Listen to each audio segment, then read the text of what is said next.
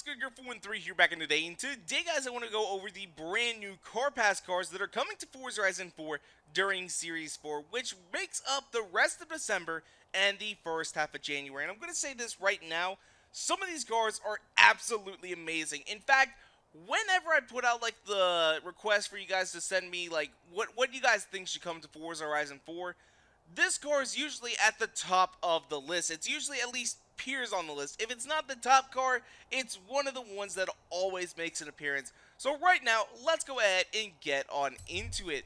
So starting things off this upcoming Thursday, we will start things off with the 2019 Chevrolet Corvette ZR1.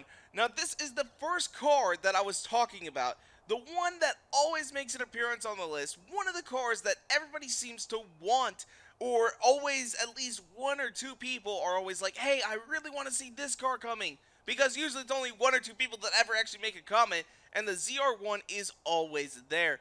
I love this car, guys. I really do. The C7 Corvettes, I think, are some of the sharpest looking Corvettes ever made. Other than like some of the classic ones like a C1, C2, and C3.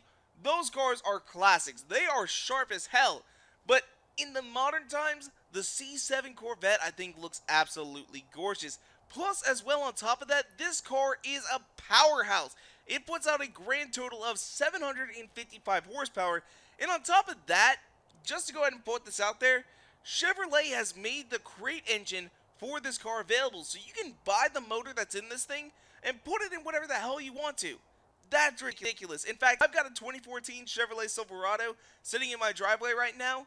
I looked it up, and it wouldn't be too terribly difficult to actually put the motor from this into that. That would be insane. The only problem is that it would cost about 30 grand.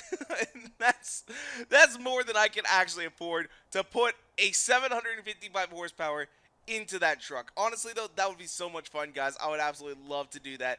But then also in that same week, we get the 2018 Chevrolet Camaro ZL1 1LE. So this is really the week of Chevrolets.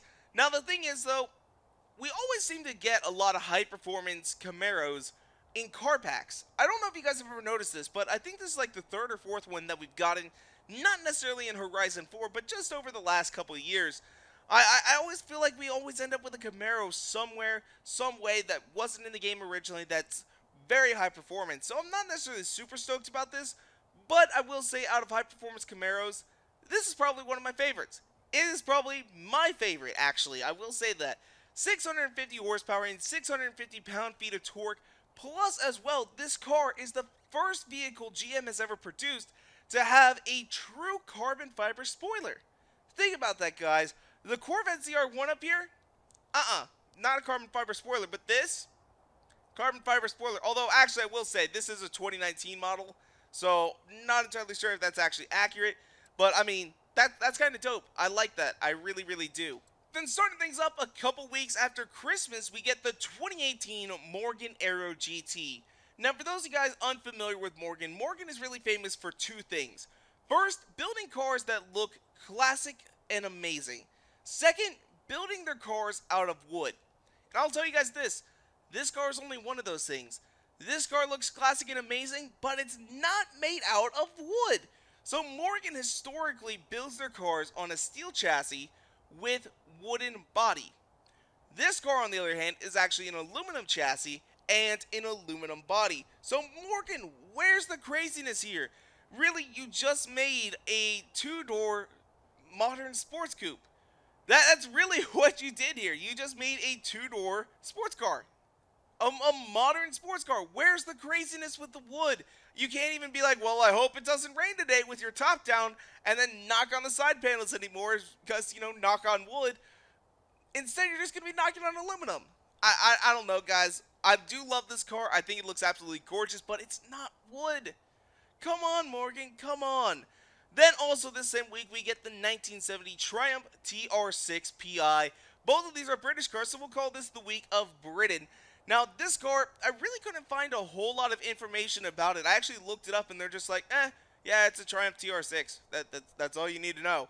Okay, well, thank you so much. And this car, really, that's all you really need to know for it. It's a classic British sports car. It deserves to be here. It's a nice little Sunday driver. Most people might be able to afford this because it's a relatively common car. It's a relatively common little British sports car. It looks halfway decent. It's got halfway decent performance with 150 horsepower and doesn't weigh anything. So I guess it's here. It's here. I like it. It's a nice little British sports car. So then starting things off in the new year on January 3rd, 2019, we get the 2017 Ferrari GTC4Lusso. Now this car is the everyday Ferrari. It can seat four relatively comfortably with fold down seats, and at the same time you're getting a naturally aspirated Ferrari V12 engine putting out 680 horsepower in an all-wheel drive system. I mean, it's basically saying, hey, you want to drive me in the snow or in the rain? I'm fine with that. We're going to have a blast. We got lots of power. And, hey, you can throw your buddies in the back seat, and we're going to have a crap ton of fun. That's what this car is about. It's the everyday Ferrari. You can put your kids in it and drive them to school. Then you can take it out to the track and have a blast. I mean, that's what this thing is built for. That's the dream right there. But also this same week, we get the 1972 Lamborghini Jarma S, which also has a V12 engine. Notice though the power difference. This thing has 365 horsepower, while the GTC4Lusso has 680 horsepower. This is basically the week of the V12. The Lamborghini Jarma S, though, it's kind of funny, is when they were naming the car, they were actually trying to name it after the Jarma River where a bunch of fighting bulls are bred.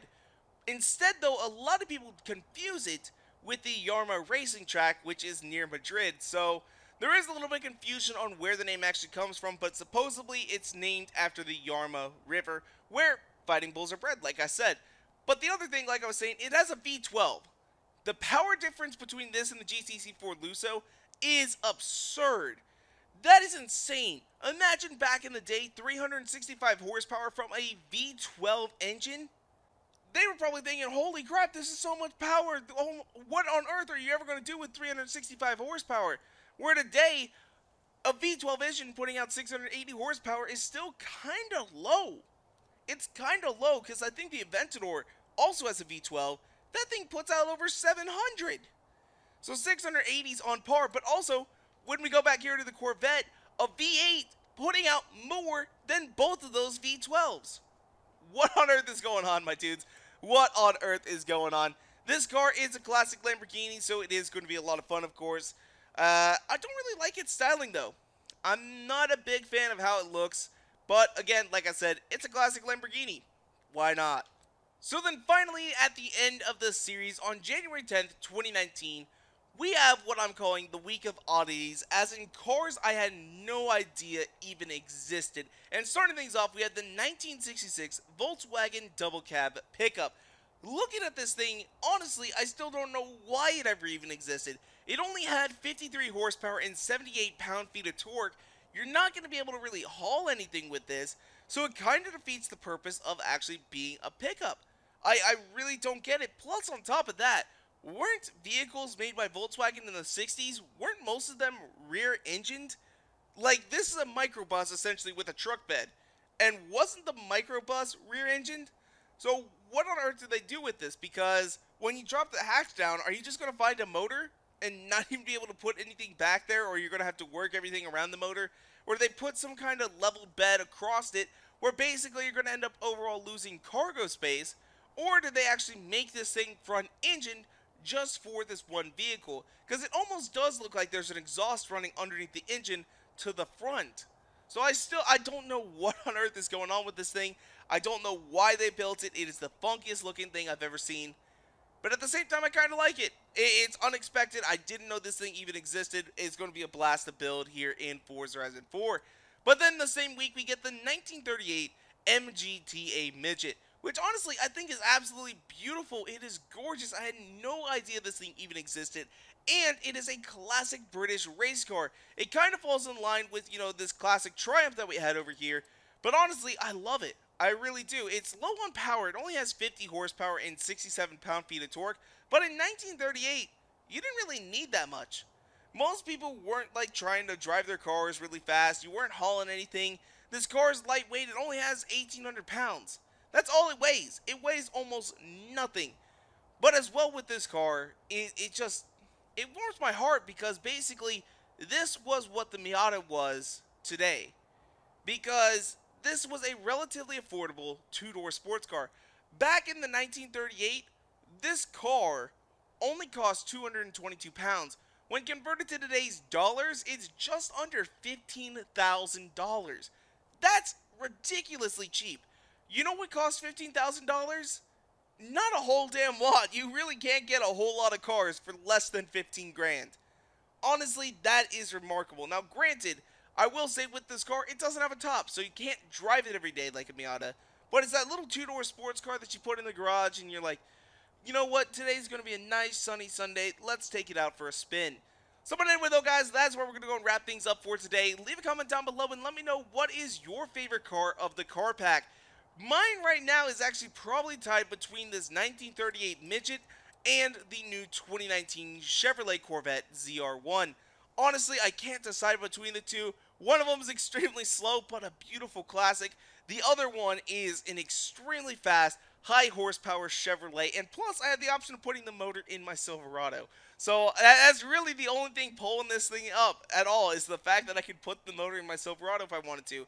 But like I was saying, that's where we're going to go and wrap things up for today. If you guys like this video, go and make sure to hit that like button down below for us, because you guys already know your support is so greatly appreciated. And make sure to subscribe for more videos coming out all the time.